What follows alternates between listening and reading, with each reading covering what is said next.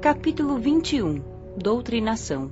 Após a prece, iniciou-se a doutrinação dos desencarnados. Apagaram-se as luzes para facilitar a concentração, evitando distrações visuais e proporcionando assim as projeções mentais que agiriam com mais facilidade no mundo astral. Encarnada, sempre gostei de prestar atenção nas doutrinações dos desencarnados. Cada um tem sua história, e algumas são bem interessantes. Agora, presenciando a orientação, o socorro, do lado de cá, gostei mais ainda, é bem mais fascinante. Mas, ao ver muitos mutilados, muitos com sinais de torturas, fiquei um pouco apreensiva. Era um grupo que fora libertado do umbral, pelos trabalhadores do centro, e lá estavam presos como escravos. Alguns estavam abobalhados, observei-os e senti dó. Maurício disse-me baixinho: Patrícia, nada é injusto.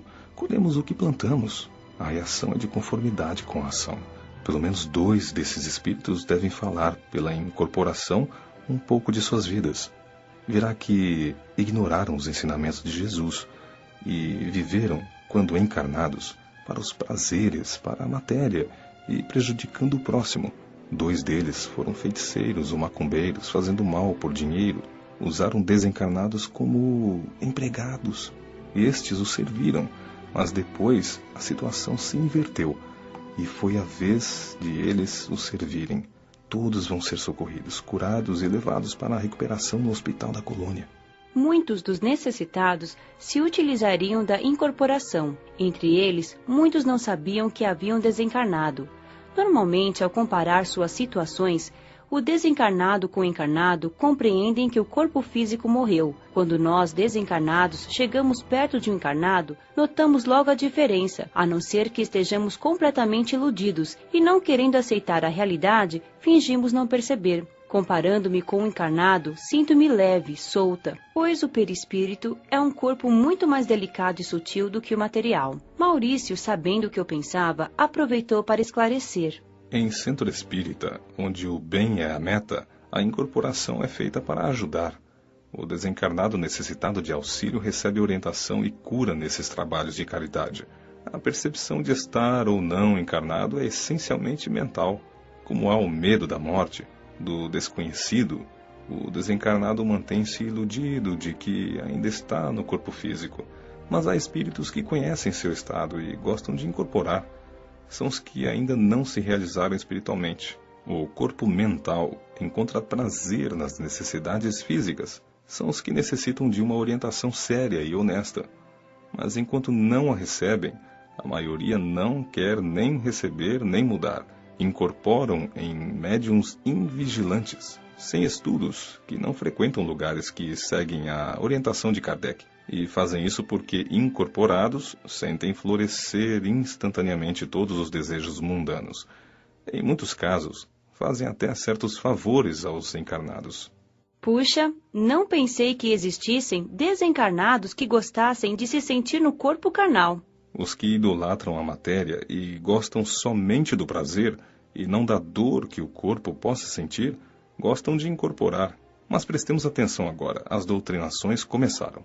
2 do grupo de escravos que tanto me impressionou foram os primeiros a receber ajuda pela incorporação. De fato, falaram um pouco de si. Fizeram maldades e, tendo oportunidade, não fizeram bem nem aos outros nem a si mesmos. Esse bem a si mesmo significa que tiveram oportunidade de aprender, de se instruir moralmente, religiosamente e não o fizeram. Viveram encarnados, sem se preocupar com a desencarnação, sem pensar que seriam obrigados a colher do que plantaram. Todos do grupo tiveram perispírito recuperado, curado, e ficaram numa outra fila para serem levados para a colônia. Fiquei mais aliviada ao vê-los livres do sofrimento e desejei de coração que se recuperassem espiritualmente, que a dor tivesse conseguido ensiná-los e que se voltassem realmente para Deus, afastando-se do mal. O senhor que tinha se assustado comigo foi esclarecido e recebeu por meio dos médiuns orientações e, preocupado com suas dores, esqueceu que me viu. Numa comparação de seu corpo com o dos encarnados, entendeu sua situação. Foram também socorridos muitos espíritos que estavam com o perispírito lesado e necessitavam se harmonizar. Estes lesados eram os que se sentiam, como encarnados, todas as suas doenças. A impressão é forte e o não entendimento da desencarnação faz com que continuem doentes. Em outros, o remorso destrutivo levou-os a lesar o perispírito. Como são imprudentes a maioria dos encarnados, a morte do corpo não parece ser para eles. Quando desencarnam e sofrem, desesperam-se e perturbam-se. O moço com quem havia conversado antes ficou na fila. No começo, parecia divertir-se, mas depois se comportou educadamente e, prestando atenção nas orientações que os outros desencarnados recebiam, começou a chorar baixinho. Inteligente, entendeu logo que tinha desencarnado. Lourenço veio em sua ajuda. Abraçou-o e mimou-o como um nenê. Amparado, recordou como seu corpo físico morreu. Teve medo. Que seria dele? Lourenço mostrou-lhe o lugar para onde iria. Seria levado para a escola na colônia. Tranquilizou-se e adormeceu. Foi levado para outra fila, pois não precisaria de incorporação. Ainda bem. Não pude deixar de pensar. Não deve ser agradável estar desencarnado e agir como um encarnado. Infelizmente, sei que acontece isso com a maioria. A desencarnação é natural e para todos. Quando o corpo morre, a maioria sente-se perdida e perturbada. Pior ainda quando não fez boas ações. E terrível quando se praticou muitas ações más. A desencarnação não muda muito o modo de vida que se tinha quando encarnado. Quem cultua a matéria, a ela fica preso. Quem entesoura bens espirituais é um bem-aventurado no plano espiritual. Não se deve viver encarnado só pensando na morte, mas também não se deve ignorá-la. Não pensar na morte para si e não entender que seja normal esse fato acarreta muitas perturbações, porque sendo o perispírito cópia exata do corpo, sente-se as mesmas necessidades, até entendê-las e superá-las. Aquele moço achou ali, no centro espírita, o entendimento. Com os outros, seria levado à colônia, onde aprenderia a viver como desencarnado. O medo que teve foi do desconhecido, do que seria dele.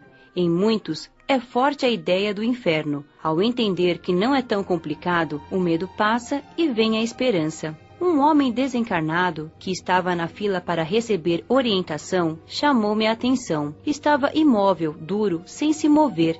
Ao ser colocado perto de uma médium, recebeu de um dos trabalhadores desencarnados uma carga magnética e também sentiu o calor do corpo da médium. Sentia dores por todo o corpo, mas devagar conseguiu mover alguns músculos. Alegrou-se por isso e, com a ajuda do orientador encarnado, conseguiu responder à saudação.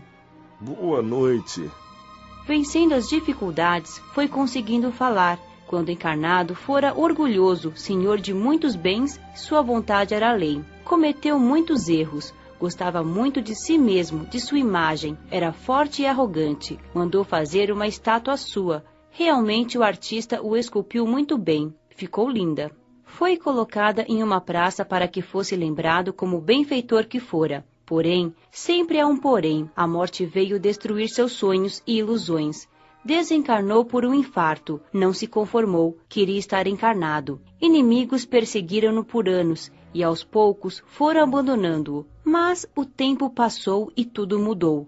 Sua casa, suas terras. Só a estátua continuava lá. Então ficou ao seu lado, até que fez dela seu escudo, como se fosse seu corpo. Colou-se a ela. Sentiu seu corpo endurecer e não conseguiu mais se mover nem falar. Só escutava e via o que estava à sua frente. Já fazia 60 anos que desencarnara. O orientador pediu para que rogasse perdão ao Pai e se propusesse viver conforme as lições do Mestre Jesus.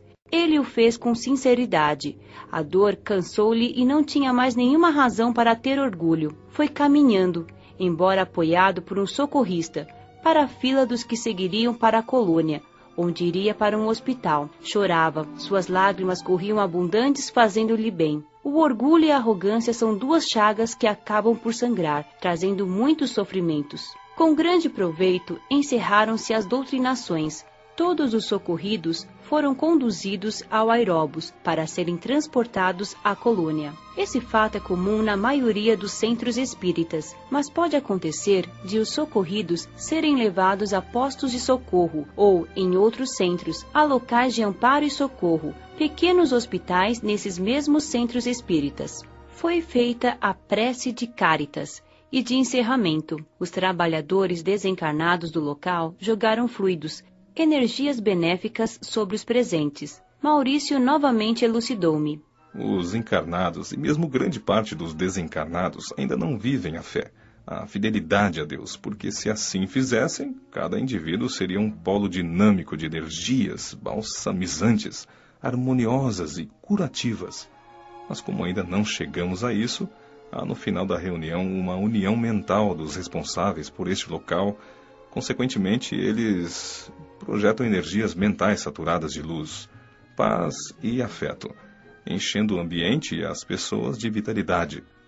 Esclareço que essas energias só permanecem quando sustentadas por quem as emite. Apesar de todo o ambiente estar assim saturado, só se beneficiam dele aqueles que, por meio do sentimento afetivo, sintonizam-se com essas vibrações de amor e de afinidade espiritual. Esses fluidos, energias, são maravilhosos, fazendo muitos desencarnados chorarem emocionados. Parece uma chuva fininha e colorida a cair do teto, iluminando suavemente o local, com um aroma agradável. Concentrei-me e abri meu coração para recebê-los. Por segundos, senti-me molhada, senti a luz entrando nos meus poros. É uma alegria indescritível. A reunião terminou e acenderam as luzes. Os encarnados conversavam amigavelmente. Aproximei-me de minha mãe e a beijei, e depois papai. Saíram todos, apagaram as luzes e fecharam o local. Mas não ficou escuro no plano astral. O trabalho continuaria por muitas horas. Minutos depois, Maurício chamou-me para voltarmos à colônia. Ainda não sabia volitar até lá sozinha. Lourenço acompanhou-nos.